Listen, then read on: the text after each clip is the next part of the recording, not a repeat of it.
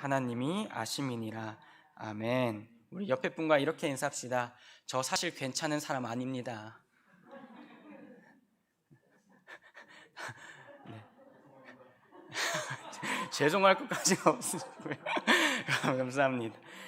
우리가 사실 이 교회를 다니거나 이 사회에서 주어지는 이미지가 있어요. 저 같은 경우도 이 21살에 생각보다 빠르게 사역하다 보니까 이 사실 21살 제가 지금 보면 이 21살 청년들 보면 제가 이런 말 하기 우습지만 진짜 아무것도 모르거든요.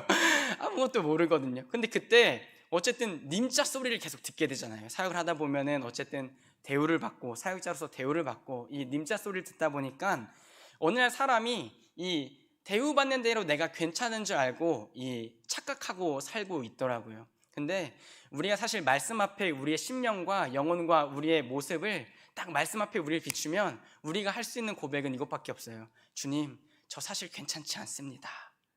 괜찮지 않습니다. 사실 그 고백을 하나님이 가장 원하시거든요.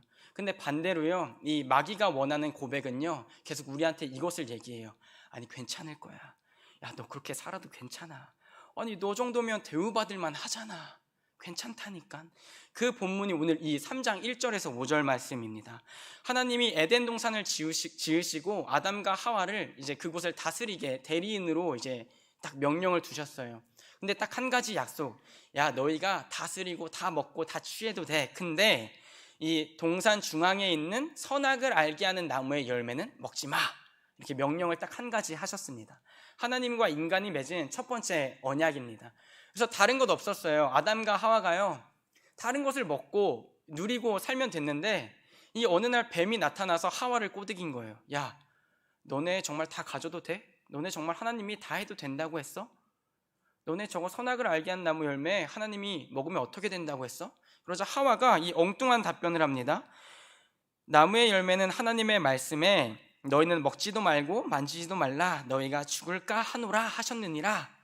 그 틈새를 마귀가 딱 노려요. 야, 뱀이 여자에게 이르되 너희가 결코 죽지 아니하니라. 야, 아니야, 안 죽을 거야. 아니야, 안 죽을 거야. 그리고 너희가 그것을 먹는 날에는 하나님과 같이 되어 선악을 알 줄 하나님이 아심이니라. 야, 사실 하나님 그렇게 좋은 분 아니셔. 너네가 저거 먹는 순간 하나님과 같이 될까 봐 너희한테 먹지 말라고 하신 거야. 그래서 먹어도 돼.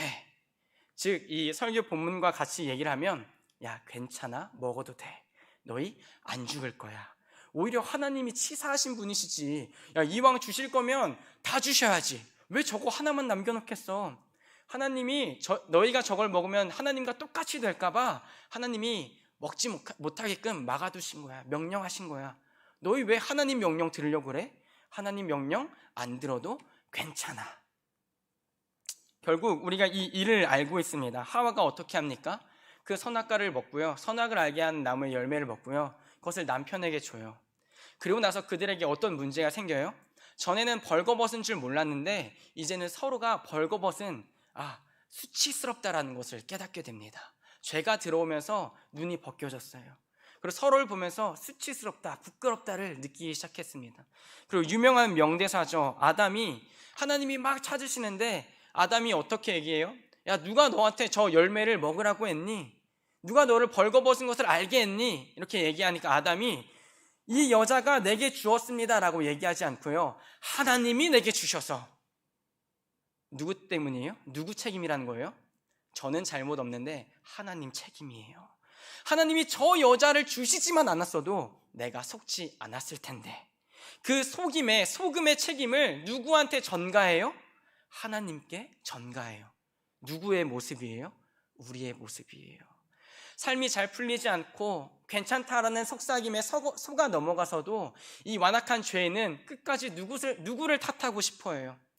왜 하나님은 내 인생을 이렇게 만들어 두셨을까? 왜 하나님은 그때 우리를 말리지 않으셨을까? 그게 죄인의 모습이거든요. 근데 하나님은 어떤 고백을 원하신다고요? 그 자녀가 하나님 앞에 나와서 하나님, 저 또 속았습니다. 저 괜찮지 않습니다.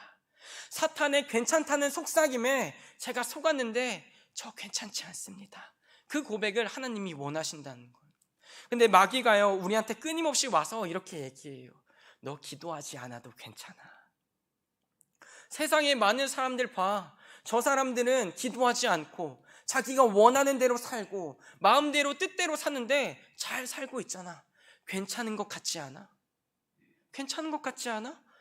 너가 기도하는 것 시간 손해보는 거잖아. 너가 예배드리고 너가 힘들게 얻은 그 월급 11조하고 헌금하는 거 그거 아쉽지 않아? 안 해도 괜찮다니까. 그거 아깝지 않아? 정말 안 드려도 괜찮다니까. 근데 문제는 뭐예요? 정말 처음에 안 하면 마음에 껄끄러움이 생기거든요. 근데 죄를 계속 짓다 보면요, 우리 마음에요, 어느 순간 그것을 망각해요. 그 죄가 부끄럽다는 것을 망각하고 내 자신이 나라는 사람이 내 소유가 하나님의 것이었다는 것을 계속 잊게 돼요. 누구의 속삭임에 의해서요? 사탄의 괜찮다는 속삭임에 의해서요. 괜찮아. 거봐. 괜찮잖아. 근데 은혜는 무엇입니까? 그 속삭임에 다 넘어간 우리 인생을 포기하지 않으셔서 하나님이 육체를 입으시고 이 땅에 오셨다는 거예요. 제2위의 하나님, 그 성자 하나님이 인간의 몸을 입으시고 이 땅에 오셔서 빛이 되셔서 우리를 계속 괜찮다라고 얘기하는 그 사탄을 끊으시고 괜찮지 않다고 외쳐주시는 거예요. 어둠의 자녀로 살아가는 것 괜찮지 않다고, 내 품에서 벗어난 것 괜찮지 않다고. 그래서 데살로니가전서 5장 2절에서 3절은 우리에게 이렇게 권면합니다. 주의 날이 밤에 도둑같이 이를 줄을 너희 자신이 자세히 알기 때문이라. 3절에 그들이 평안하다 안전하다 할 그때에 임신한 여자에게 해산의 고통이 이름과 같이 멸망이 갑자기 그들에게 이르리니 결코 피하지 못하리라. 지금 이 교회들에게 사도들이, 그리고 초대교회가 주님 곧 오십니다, 이것을 계속 반복하고 외치고 그것을 자세히 알고 있기 때문에 너희는 괜찮은데 세상 사람들은 자기 자신을 속여가면서 산다는 거예요. 주님이 다시 오지 않을 거야. 이 세상에 멸망은 찾아오지 않을 거야. 이 세상은 내가 원하는 대로 살아가도 괜찮을 거야. 이 모습이 이 마태복음 24장에 하나님의 말씀으로 기록되어 있거든요. 마태복음 24장 38절 39절입니다. 우리 함께 읽겠습니다. 홍수 전에 노아가 방주에 들어가던 날까지 사람들이 먹고 마시고 장가들고 시집가고 있으면서 홍수가 나서 그들을 다 멸하기까지 깨닫지 못하였으나 인자의 임함도 이와 같으리라. 지금 무슨 얘기입니까? 사실 이 창세기에 기록된 노아의 얘기에는 이러한 디테일한 내용이 들어있지 않습니다. 그냥 노아가 온전히 순종했다, 하나님과 동행했다. 근데 그 상황이 어떻겠어요? 노아가 산 위에 배를 지으면서 사람들이 물어보고 얘기했겠죠. 야, 너 왜 바보야? 왜 산 위에다가 방주를 짓고 있어? 왜 그 생고생을 하고 있어? 헛고생을 하고 있어? 근데 그때마다 노아가 얘기했겠죠. 야, 곧 하나님이 심판하신대. 곧 하나님이 심판하실 거래. 근데 그 비가 오는 그날까지 사람들이 지금 어떻게 했다고요? 먹고 마시고 장가들자. 심판이 온다는 말씀이 분명히 들렸는데 에이 무슨 심판이야. 야 괜찮아. 야 너 이번에 장가 간다며? 장가 가면 떡두꺼비 같은 아들 둘 셋은 낳아라. 그 미래에 대한 계획과 괜찮다는 당부를 사탄이 계속 심어줬다는 거예요. 어떻게 해요? 심판이 오지 않을 것이다. 예수님이 다시 오지 않을 것이다. 오늘날 이 시대도요 굉장히 두렵고 무서운 시대입니다. 특별히 이 포스트 모던이라는 사상이 이 청년들 안에 뿌리 깊게 이미 새겨져 있어요. 그 사상 중에 하나 나온 게 어떤 문화냐면 바로 이 욜로라는 사상인데 뭐냐면 우리 인생은 한 번뿐이니까 마음대로 즐기라는 거예요. 막 돈도 쓰고 카드를 써가지고 여행도 가고 미래에 대한 저축은 필요 없다. 오늘의 삶, 오늘의 내 인생을 즐기는 것, 그것이 이 청년 시대 이 문화에 이미 뿌리 깊게 내려잡아 있습니다. 근데 그게요 무섭게도요 교회 가운데 들어와서도요 그게 청년들의 이 사상을 갉아먹고 있거든요. 주님 오신 건 궁금하지 않아요. 지금 오늘 내 삶이 어떻게 하면 위로받을 수 있을까? 지금 오늘 내 삶이 어떤 것으로 만족될 수 있을까? 그것을 계속 찾아가는 거예요. 그것을 보시면서 에이 요즘 젊은 세대들은 왜 그래? 이렇게 얘기하시고 생각하시면 안 되고요. 이 어른들 세대에서는 당연히 돈을 모아서 무조건 뭐였어요? 돈 모아서 집 사야 된다. 돈 모아서 무조건 집, 자가의 꿈. 근데 지금 이 청년 시기에는 그게 불가능하거든요. 그래서 미래가 없어요. 미래가 없으니까 어떤 문화가 또 생겨요? 무조건 주식, 비트코인, 일확천금, 젊은 세대의 꿈, 돈 많은 백수. 그게 아니면 이 청년들은 이 삶을 만족하면서 살 수가 없는 거예요. 근데 그 청년들에게 우리가 심어줘야 할 정말 올바르고 진리의 사상은 무엇입니까? 그것들 다 헛되다. 그러니까 우리가 무엇에 올인해야 된다? 다시 주님 오실 날, 주님 곧 오신다. 그러니까 우리가 끝날까지 무엇으로 살면서 사명을 감당해야 된다? 예배자로 살면서 맞다, 주님 다시 오실 거지. 내 삶은 욜로, 나를 위한 삶이 아니라 주님을 위한 삶이지, 주님이 피로 값인 삶이지. 그 사상을 계속 심어주는 작업을 누가 지금 사명으로 받은 거예요? 평화교회가 사명으로 받은 거예요.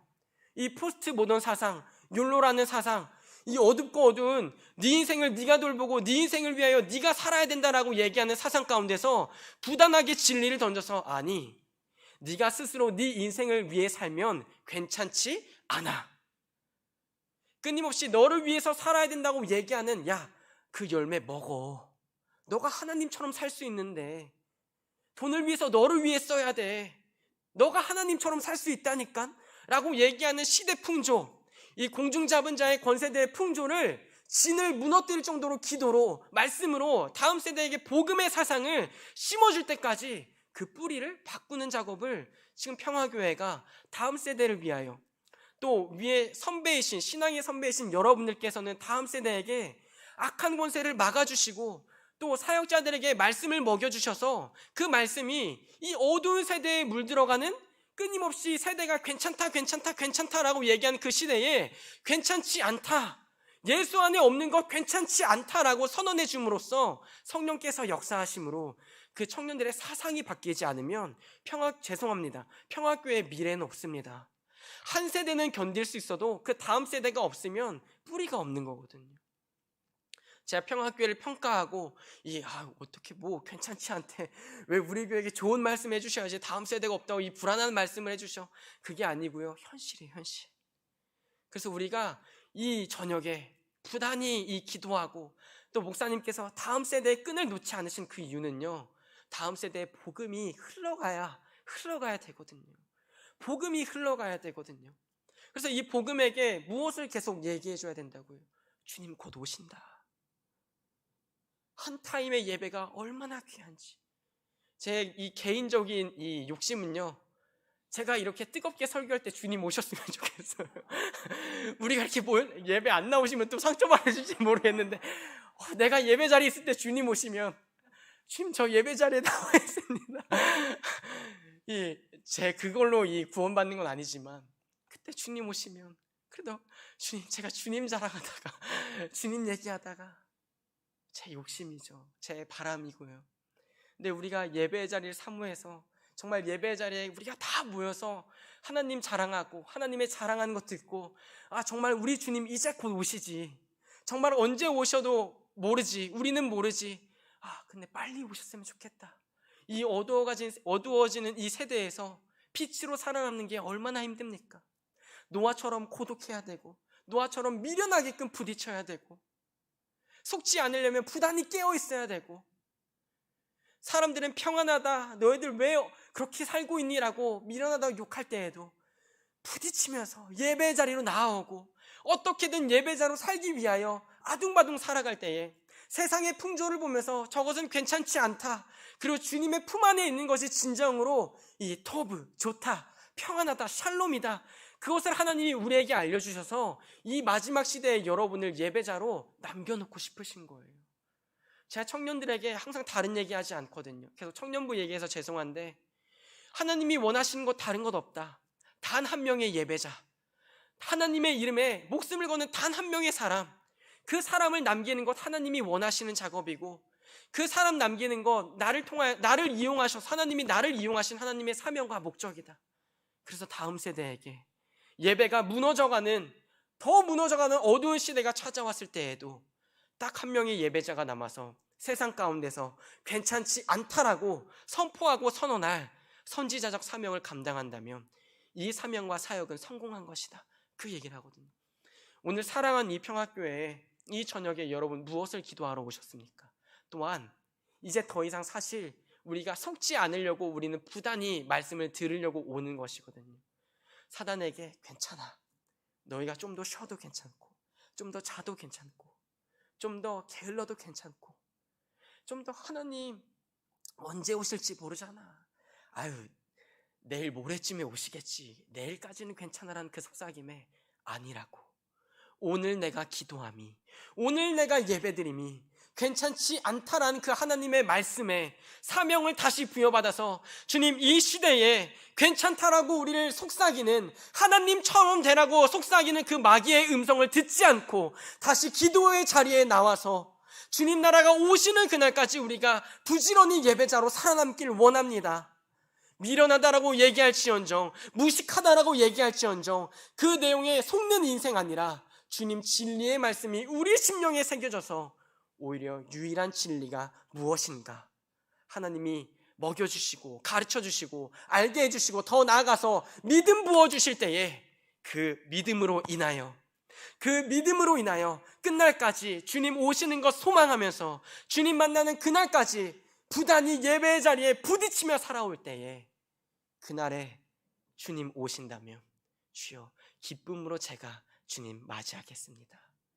하나님의 위치에 서서 나를 예배하라고 얘기하는 사단의 속삭임 다 무너뜨리고 겸허히 주님이 맡기신 사명, 에덴을 다스리고 돌보라는 그 사명을 살피면서 주님은 나의 창조주시라고, 선악을 알게 하는 나무를 볼 때마다 맞다, 나는 주님의 대리인이고 하수인이야, 나는 주님의 종이야, 내 위치는 하나님께 예배하는 예배자의 위치야, 그것을 깨달으면서 사단의 속삭임을 물리칠 줄도 알고, 다른 영혼을 위하여 싸워줄 줄도 알고, 다른 영혼에게 외쳐줄 줄도 아는 귀한 사명이 저와 여러분에게 남기를 축원합니다. 말씀을 마무리하려고 합니다. 이 시대는 악합니다. 아니, 원래 악했고 앞으로 더 악해질 것입니다. 그리고 우리를 계속 위로하는 척 괜찮다고 속일 것입니다. 그러나 그것이 하나님의 말씀이 아니라면 우리는 오히려 괜찮지 않다고 밀어내야 할 힘이 있어야 합니다. 그 힘은 우리 안에 있지 않습니다. 성령이 도와주시지 않으면. 그래서 예수님이 어떻게 얘기하세요?